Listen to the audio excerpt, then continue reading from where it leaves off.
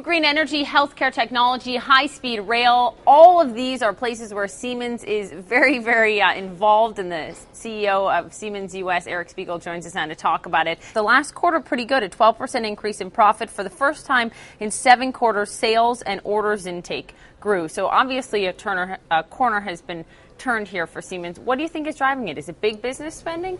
No, I think spending is up, but I think our portfolio, we've shifted our portfolio in the last 2 or 3 years. We got out of telecom, we got out of the automotive sector, really now focused on the sectors you talked about, energy, industry, and healthcare.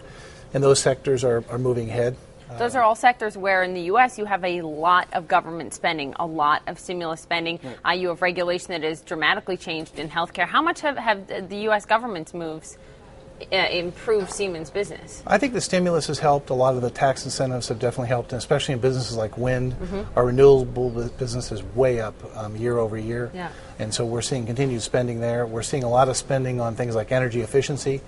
Big industrial customers and big commercial buildings spending more on energy efficiency, some of that driven by stimulus. So the stimulus has definitely helped, but a lot of it is just people seeing that there's real economics in making themselves more energy efficient. Do you think that the U.S. in any way can keep up with China when it comes to high-speed rail? You've got China planning to spend some $300 billion on high-speed rail in the next 10 years. Russia, Siemens just signed a $2.8 billion high-speed rail deal in Russia. It seems like those countries are moving far ahead of the U.S. when you talk about high-speed rail. Yeah, and there's no doubt. I mean, the U.S. is way behind in high-speed rail. It seems like we're trying to catch up. The president talks about it a lot. Right. I mean, and he's put some stimulus money. There's about $8 billion or so that's going in. We're looking at Florida being one of the first projects from Tampa to Orlando, then in California, maybe around Chicago. But why Florida looking at that? You know, everyone in Florida has cars.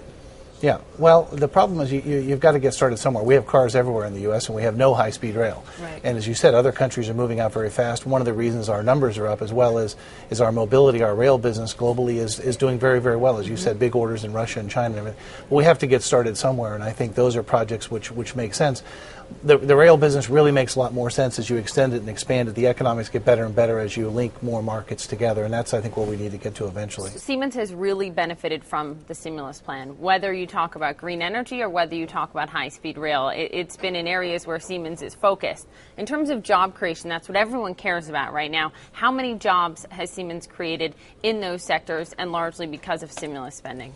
I'm not sure the exact numbers, but it's more than 1,000, maybe 2,000 to 3,000 jobs. If you take a look at places like our wind business in Iowa, where President Obama was out a couple of months ago, that's an area where, helped by stimulus and by some tax incentives, we were able to develop a new plant there and add 600 to 800 new jobs. We're going to be expanding that plant over the next couple of years. That should end up creating more than 1,000 new jobs. That's a good example. We're just completing a new wind nacelle plant, which is a turbine, out in Kansas. That should be completed by the end of the year. That's going to add another 600 or so jobs.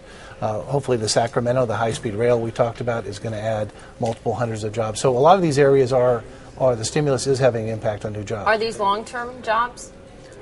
Definitely. As long as we keep moving ahead with things like renewables and high-speed rail, the areas that we're investing in. There has been more and more chatter about a disconnect between big business and the Obama administration.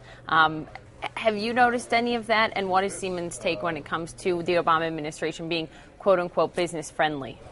Well, I think from our perspective, the president's been pretty good to us. I mean, it was a big deal for us to have the president come out and visit our wind plant in Fort Madison, Iowa. So we give him a lot of credit for that. I think he has been pushing a lot of the stimulus areas that are important to our business, and we have many examples. I think he's also been pushing for a price on carbon. I think he really wanted to move forward with something, and it didn't happen. So, what we've seen in terms of the things he's done, I think have been pretty positive, had a pretty positive impact on our business. I guess it depends which business sector you're talking about, right? Exactly. Eric, thanks for joining us today. Appreciate it. Thank you. Thanks for coming in.